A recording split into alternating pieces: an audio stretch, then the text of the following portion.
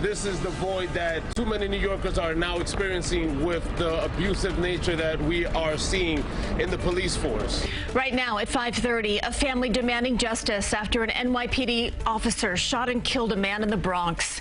Good evening, I'm Christine Johnson. And welcome back, I'm Maurice Dubois. Back in 2019, a traffic stop turned deadly, and now a watchdog agency says the NYPD should fire that officer. CBS 2's Tony Aiello has details and reaction from the brother of the man who died. It's a sign of relief because we know how rare substantiated charges against officers are. Sammy Feliz says it is a measure of accountability after the death of his brother, Alan. Out the car! Get out the car! In October 2019, during a tense traffic stop, driver Alan Feliz was tased, then shot as his vehicle jerked back and forth. Then Sergeant Jonathan Rivera, since promoted to lieutenant, fired one shot point blank into Feliz's chest, claiming he was acting to protect two other officers from injury by the moving car. Investigators later found Alan Feliz was on parole with drugs in his pocket and traces of meth in his system.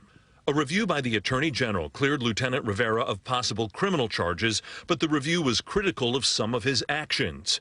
Wednesday, the Feliz family learned the Civilian Complaint Review Board is moving to terminate Rivera, ruling his use of force was improper, as was his threat of force early in the encounter, possibly escalating the tense situation. As long as Rivera is NYPD, he is a threat to public safety.